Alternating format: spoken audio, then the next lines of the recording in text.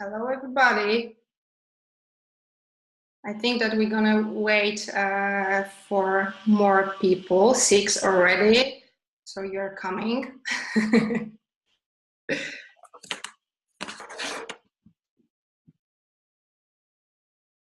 We will start really soon, and we are going to talk today about inbound public relations with Iliyana Stareva. But we just want to give you a few more minutes together with Iliyana.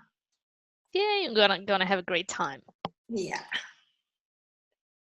How are you, Iliyana? Are you in Dublin?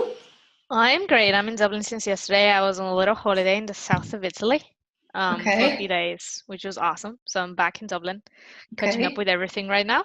And I'm excited to be here to talk to people about inbound PR. Okay, I think that we can slowly start.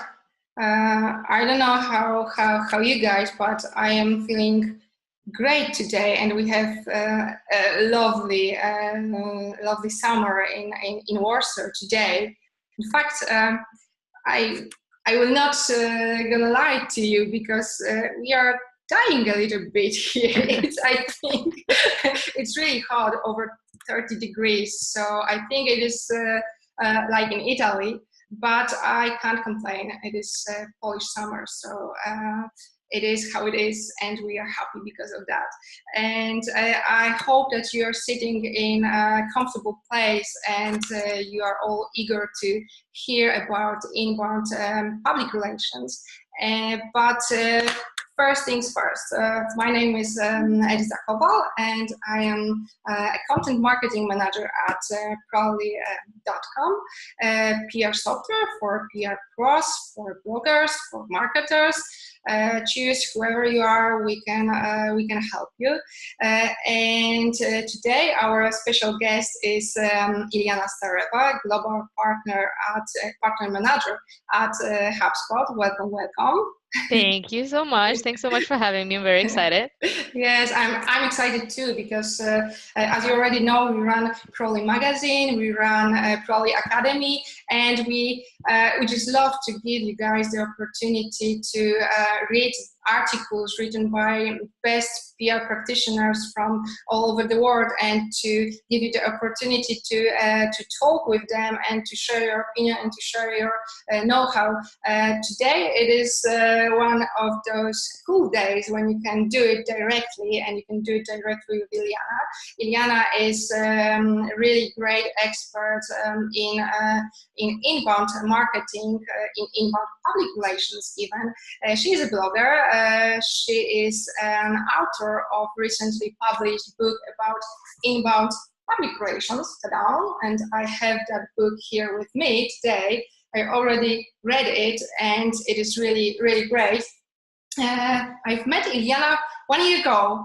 Is that right? I think longer. No, maybe longer. Maybe longer, but since then I am following her, and I am following her blog, and I am following her career, and I advise you to do the same, because if you don't want to die like dinosaurs and to stay competitive in this industry and to win that public relations battle, I think you should follow her tips today and learn more about different mindset about public relations, inbound public relations mindset. So if you're ready, I think we can start. Of course, one more thing, one technical issue.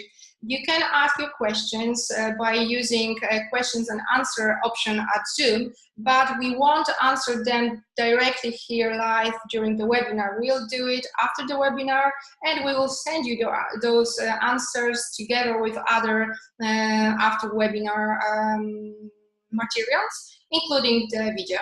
So ask your questions, they all will be answered. They are all yours, Iliyana. Brilliant. Thanks so much, Edith. I think you guys are probably one of my biggest supporters with all the work that I'm doing with inbound PR. So thank you so much for this opportunity today. I'm very thrilled to be sharing my thoughts on inbound PR and generally my experience that I've gathered over the last few years. So I think before I head on, I'm just going to turn my video off just to make sure you guys can hear us well, and in case there are any issues or whatsoever. I will do the and same. we can hit it off. Cool. All right. So as Edita said, thank you so much for the introduction, by the way. I'm Global Partner Program Manager at HubSpot. It's a weird title, but this means that I manage the Global Partner Program. We've got thousands and thousands of agency partners across the world. And just in April, I published my first book about inbound PR. And this is what I'm going to be talking to you today. Inbound PR is something that I came up a few years ago, something that I've been blogging about. And now, as mentioned, it turned into a whole book. To give you a little bit of a background on why you should be listening to me, as I said, I work at HubSpot. I've been there for almost 4 years. HubSpot is the inventor of inbound marketing. That happened about 12 years ago when we were founded. And inbound marketing really is about a new era of marketing where you're pulling people in with remarkable content rather than pushing messages at them through direct mail, direct advertising, etc. So when I joined HubSpot, I was a consultant to those partner agencies that I mentioned earlier ago. And I helped them basically grow their businesses through our partner program with our software and in general with inbound marketing. And as part of that experience, I work with a lot of PR agencies as well. I got to know how they run their business, and I got to know how other inbound marketing or web and design agencies run their businesses. So I was able to compare and contrast who's doing what really well.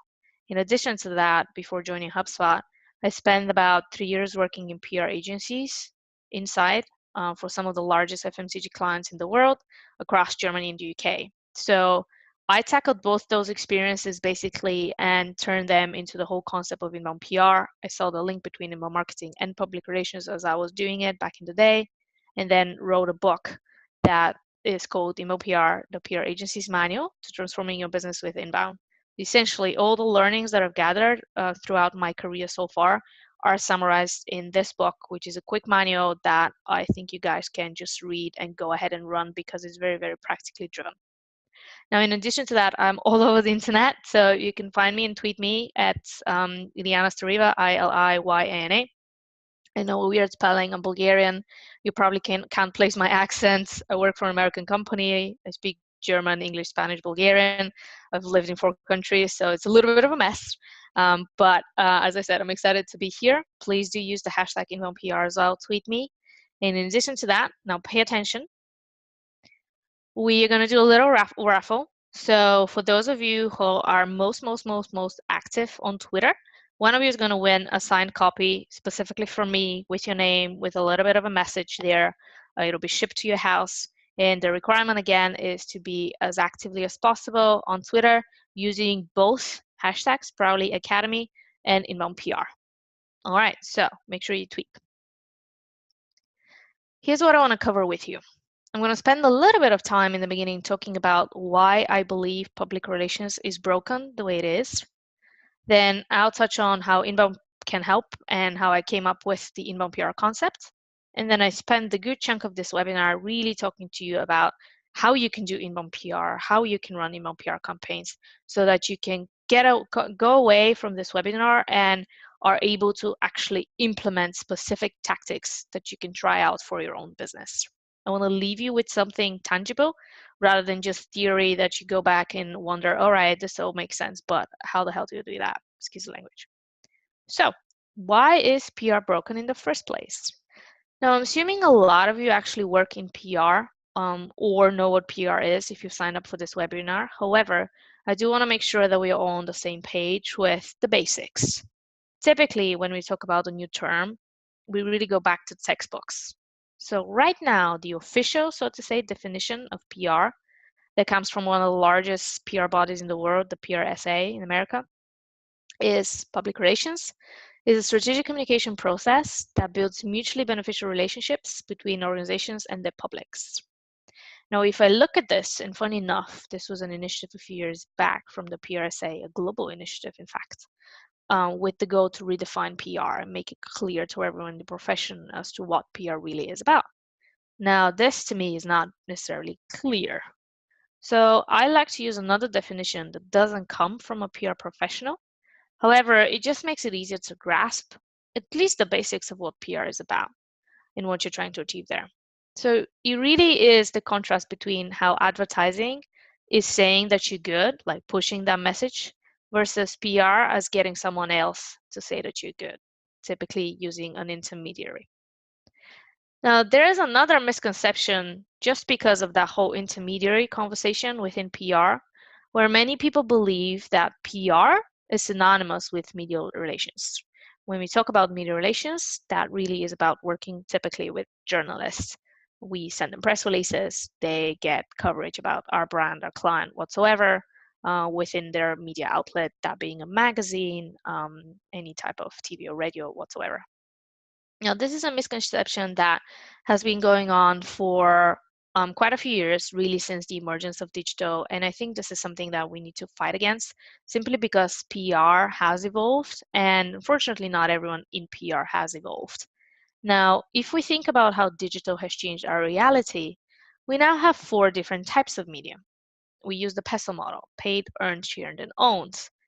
Paid is obviously everything around paid, such as Facebook advertising, Google advertising, etc. There's just way too much noise out there. So sometimes, if you want for your audience to see your message, you may have to put it really in front of them through that type of tactics. We still have earned, which is what I showed in the previous slide, or that media relations type of thing, where you work with the intermediaries to get you coverage out there. You've got shared, that's typically your social channels. And at the end, you've got owned media. Owned media is something that PR people have a tremendous opportunity to do much, much better for their clients or for themselves. And owned media is the type of media that picked up a lot, in addition to shared, over the last few years. Owned is all about your own channels, those being your own blog, your own website, etc. Really those channels that you have full control of. And nowadays, it is extremely important for you to have a very strong owned presence in the digital world, because otherwise people are not going to find you. Owned is all about inbound. Now, speaking of inbound, I believe the traditional PR is outbound. And when I say traditional PR, this is really that whole focus on media relations simply when you use an intermediary, and you do it in such a way that you craft a press release where you think you've got some type of news either for yourself or for your client, and you shoot it out to, let's say, 500 journalists in your media database, and you expect to get something out of that. Now, this is interruptive. Instead of having those journalists come to you because they know your brand, they know your stories, you're essentially sending them direct pitches that they will probably never open. But remember a survey done, or research done a little while ago in the States. A journalist over there receives 1,600 press releases every day. Guess how many of them gets opened? None. Journalists right now, they hate their email. I hate my email. I get spammed a lot. As Liza said, I have a blog that quite a few people are following. So I get spammed with a ton of press releases about how a manufacturing company changed their CEO. This really interrupts my day, is definitely of no interest. So what I think I want to say here in this presentation, and generally with the inbound PR movement when it started, is that PR needs to reinvent itself. PR, unfortunately, is still stuck in conventional ways of thinking and doing. Think about back in the day when social media roles, everyone was saying PR should be the natural owners of it because PR on relationships, and social media is all about relationships. Fortunately, PR couldn't take the realm, and so what happened was a ton of social media agencies arose and so on, and a ton of other types of agencies won PR awards for it. So if PR doesn't evolve now, there is a saying and this debate that's been going on for a little while, it'll die out like dinosaurs as a display. I want inbound PR to serve as a wake-up call for the PR industry, because I believe that inbound can truly help PR show its relevance and become that management discipline with a deserved seat at the table. Now, how can inbound help then? There's one thing we know about PR people for sure. They're the best content creators. That's what PR people naturally study. They are storytellers. They take a tiny news bit, they turn it into a whole story that they go ahead and pitch and make sure that they place in certain either magazines or whatsoever, or with influencers, etc., etc. Now, we know that for a fact because if you look at the curriculum of any university where you can study public relations or communications, that's going to be your focus. It's going to be a lot of writing. Now, unfortunately, Where PR falls short is the whole measurement and ROI conversation. That's also been going on since very much since the existence of PR. There's been a ton of metrics being discussed and a ton of measures that are very much relevant, such as advertising value equivalence, to try and place ROI on all that good work that PR is doing. Now, all of that has unfortunately been very unsuccessful. And I think part of the roots of that is, as I said earlier, PR people don't really study numbers. They study writing. That's how they start their careers and continue developing them. Few PR people are actual entrepreneurs who care about finance. Few of them are startups. So I always recommend that if as a PR professional, you want to be successful, you're gonna have to spend time on the data and the numbers and really make it front and center of your work where you use the data to then tell a story.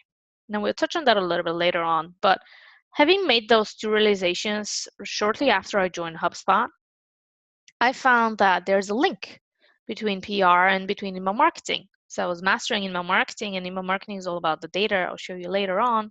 But really, what inbound PR is about is around combining PR's biggest strength, which is content, and alleviating its biggest challenge through inbound marketing tactics and thinking, which is measurement. So we've got these two things combined. And as I started digging into this, writing about it on my blog, doing public speaking, etc., people started commenting and being really interested in all of that, wanting to know more. So I created an inbound PR methodology where I took the learnings from the inbound marketing methodology and converted it into an inbound PR methodology. Now they're very similar, so I'd ask you to focus on the lower part of the slide, and we'll go through what inbound PR is all about. Now, one thing to mention before that is PR is a very unique discipline in the sense that it deals with a ton of different stakeholders. Marketing is all about the buyer, those consumers, those people that are directly going to buy from you. However, I think that PR can help with various stakeholders. It could still be buyers, but it could be the media people that we've discussed through the different types of media channels. It could be investors, and even more importantly, it could be internal people. So your employee engagement is also part of internal communication. So this methodology could technically work for any stakeholder group that you choose. And here, I just want to run you through how it could work if we take a media persona. I chose the media persona simply because I believe that the way we traditionally do media relations right now is very much outbound. I've said we create a press release, we shoot it to 500 people, we hope that 5 of them will click. That just doesn't work. So if you look at the inbound PR methodology, it really is aimed at building thought leadership around your brand and having those media people come to you for the stories rather than the other way around. So you're pulling them in. So if you consider them strangers in the beginning, the way you can pull them in is through valuable content on your blog that's optimized for SEO. You obviously use your social channels. You can still draft press releases that you create on your newsroom, and I'm going to show you later on. But that way, you essentially turn them into visitors of your website or your designated media space, as in the newsroom. And here, you want to continue engaging with them through more valuable content, longer form contact, more engaging content in the form of, webinars like this or research papers, etc., that you get behind landing pages. Whole idea there is that if they fill out a form, they'll give you their email address, and that way you can use, for example, software like Prowly, where you have a CRM and can manage those contacts and your engagement with them. Now you have them as your leads in your database, and you can continue engaging with them to surface them more valuable content. That can happen through emails or social media, or you can invite them to events or exclusive whatsoever, depending on how they react to the content that you are creating for them and sharing with them. You can automate a lot of that. We'll show that later on with regards to lead nurturing. And at the end, when they actually publish a story about you where they feature your brand or your client, you'd want to continue engaging with them, do some email link building on your newsroom, keep on sharing, commenting, monitoring, etc. So really you're nurturing that relationship because they will remember all those that good work you did with them, and they'll become repeat publishers. Now that's all good, and hopefully it all makes sense to you. However, I know it is a methodology, and I know you're probably asking yourself, well, okay, how do I go about and do all of this? Now, one thing to note here is that for each of those stages, which you can see here, attract, convert, close, delight, strangers, visitors, to leads, to publishers, etc., all of these stages would have their own numbers or their own goals in mind that you would want to hit. So bear that in mind as I go through the practical tips on how you can do inbound PR. There are 8 steps that I share in the book that I'm going to run you through, each one with a little bit more detail. As I said, goals are extremely important, so we cover them first because they'll set the stage for the rest of your inbound PR activities. You'd want to nail your stakeholder personas. As I said, PR deals with various stakeholders, buyers, media, etc. You want to define their decision-making journey and how are they going to be able to come to find you. Based off of that, you want to create a content plan. You want to obviously promote the content. Part of that promotion could be doing inbound media relations, so really the better type of pulling people in. As I said, you can nurture your leads, and at the end, of course, you want to measure those results against the goals you set in step number 1. So you're really closing the loop. Now let's look at setting goals.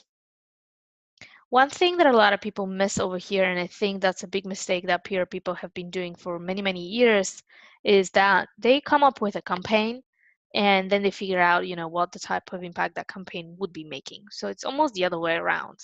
What I preach in the book is that you need to start with the big, big, big numbers in mind and basically your big goals. What is your company trying to achieve?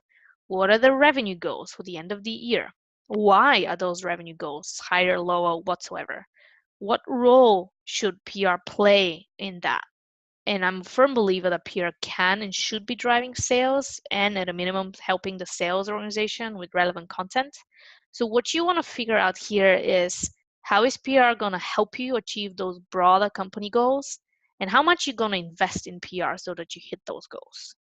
Now, once you have all of that and you rerun through a couple of the other steps further on in this presentation, you can revert back to those attract, convert, close, delight, or strangers, visitors, leads, etc.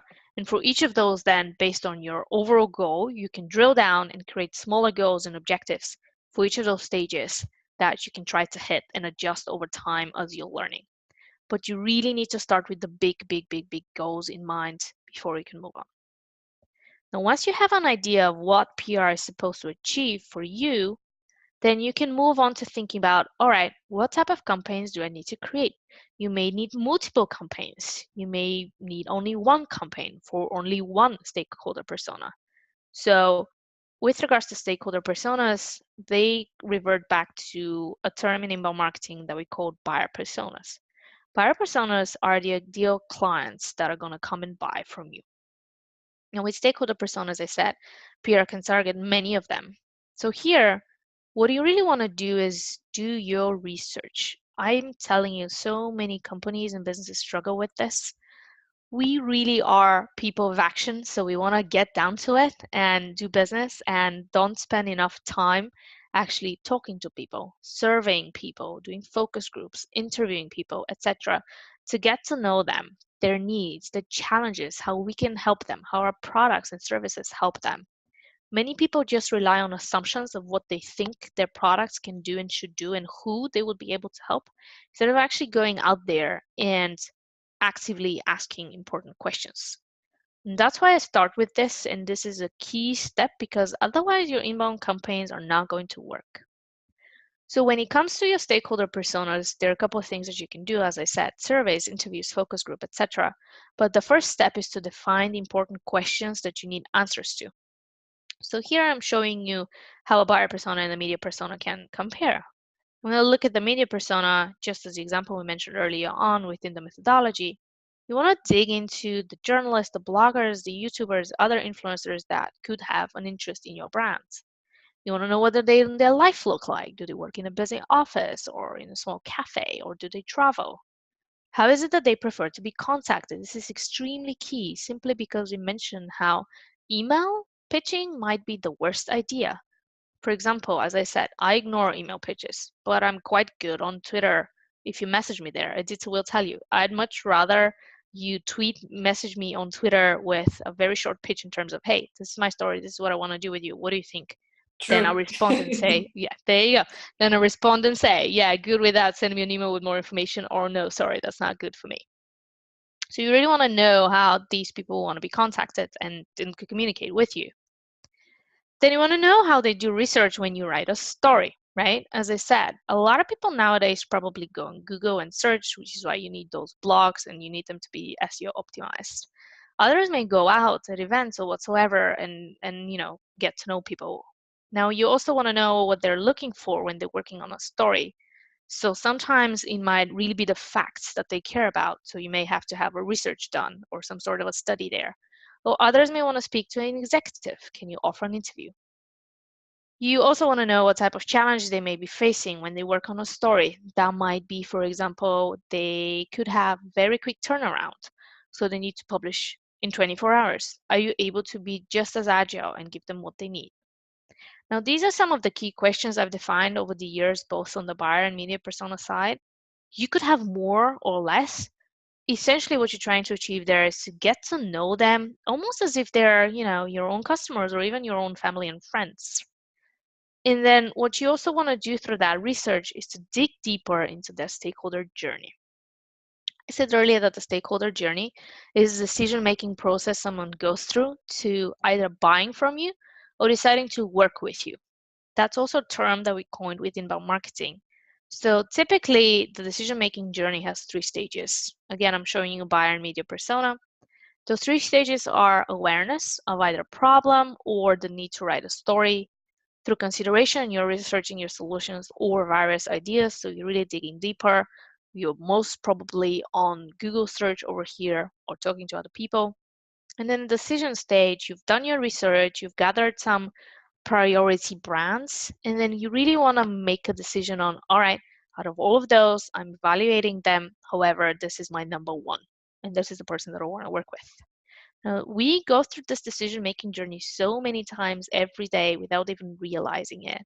And I think what I'm trying to say here is that just as any other person, journalists and generally bloggers and influencers, etc., they do their research online too. So you need content that's going to be able to answer their questions at the time when they're doing their own research, rather than pitching them when they're probably not interested. This is the whole change that inbound PR is talking about. These first 2 steps are essential because only through that research you will know what type of content, how much content, on what topics, etc. you should be creating. So that's part of your content planning. Again, this is also something I've seen through my experience consulting agencies that they go about the other way around. They come up with some cool topics, they start blogging about them, just so that they put them out there. Then they figure out, all right, what can we gate behind landing pages so that we get some leads? And that's pretty much how it happens. Now, the reason why I started with the persona definition is that you need to know those questions that these people are asking and the journey that they go through when they do research. Because through that, you can define what are the most important questions and keywords that they have at each of the stages that they go through. Once you have that, then you can pick how you're going to answer them with content offers, which are either ebooks, research papers, webinars, etc. And only then can you use blogs and press releases in the newsroom to promote those content offers. Because ultimately, your goal is to get those leads in that you can be engaging on a further basis with them. So once you have all of that, obviously, I think you guys are not going to be surprised that you need to promote the content. We live in an information overload era. There's way too much going on everywhere, unfortunately. So at this stage, your promotion is hugely important so that it reaches the right stakeholder group that you're trying to get to. And here, I always advise using a range of tactics. Of course, the ones that are helpful and the ones that you found through your research of your personas, where they're active and how they like to be communicated at. So I like to use Pinsucks. They're a PR agency in Chicago. Awesome guys, great blog as well. They have this called Peso model, which is very similar to inbound PR. It's just called differently. And it focuses on the different tactics you can use around Peso.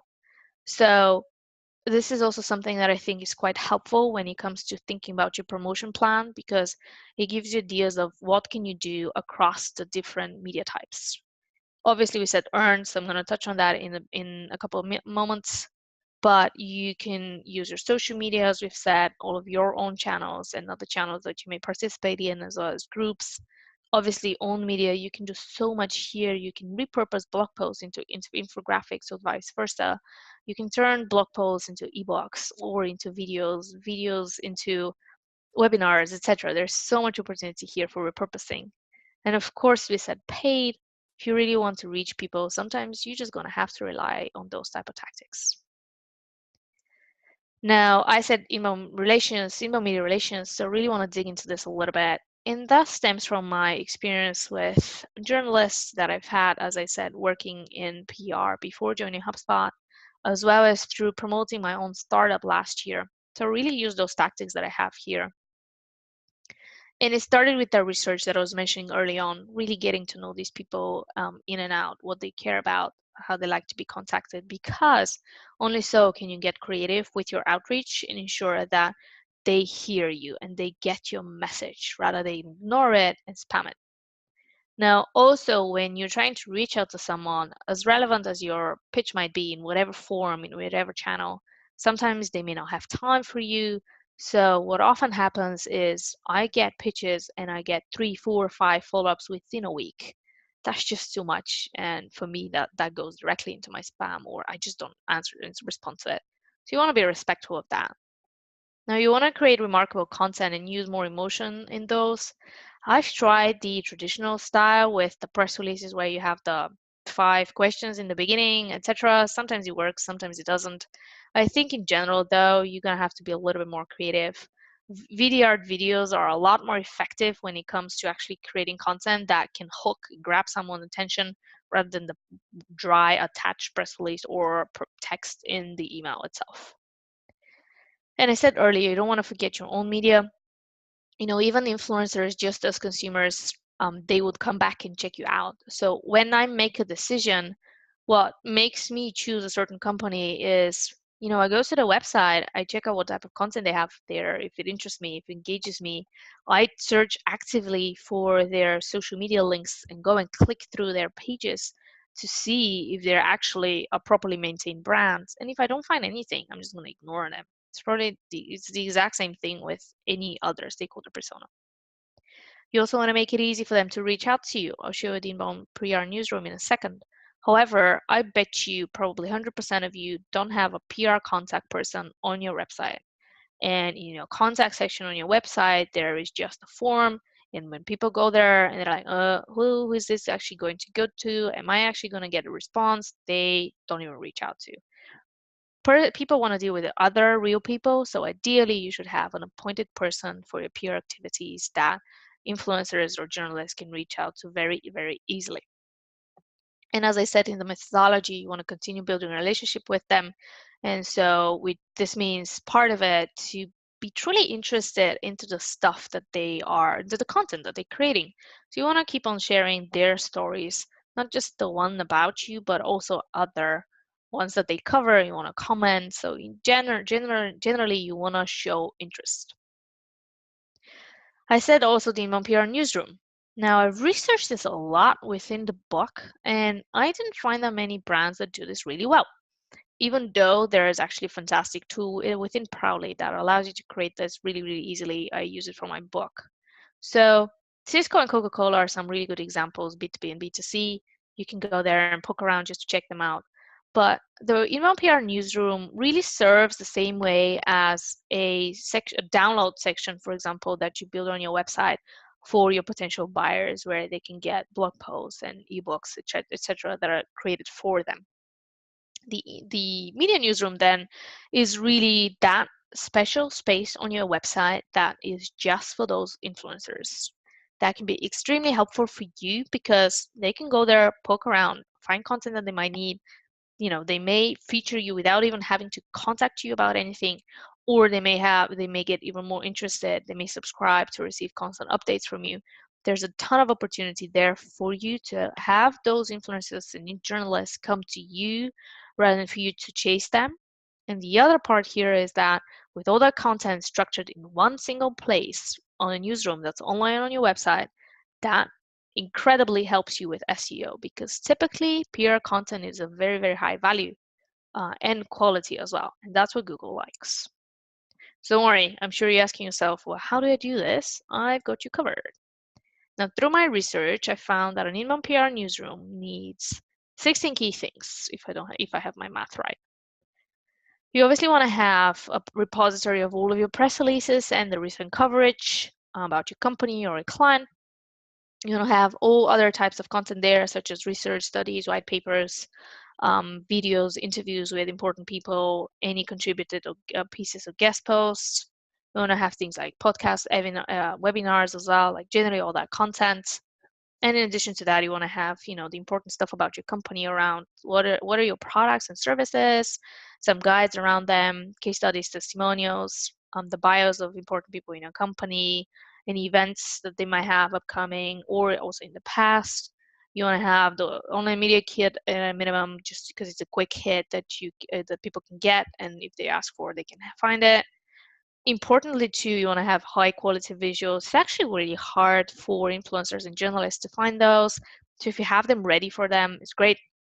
Like even Adita asked me for my quick bio, I think recently, and a headshot, and I was like, well, imagine where it is, and she's like, oh, okay, on the Prowly newsroom, so it is all there. Right. It is. There you go. Investor financial information, if you have that, so use that.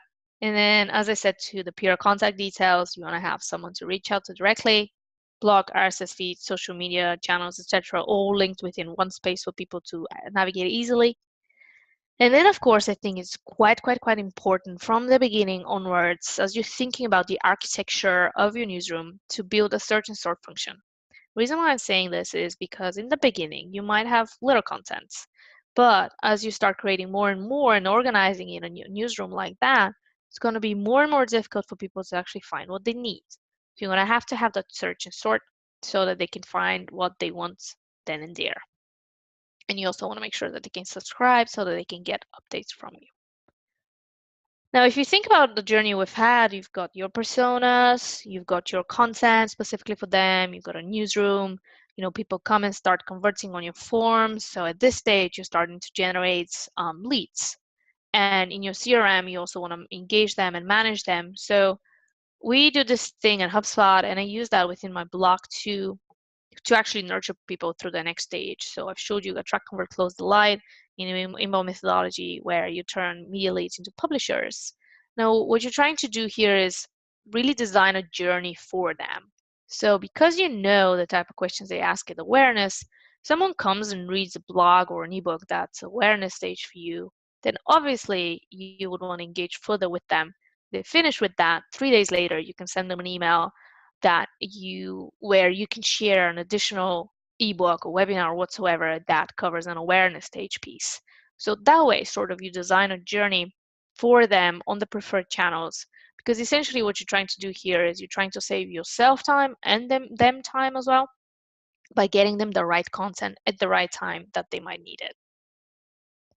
Now, that's a really good tactic, by the way, to use, and we do it a lot at HubSpot through the software.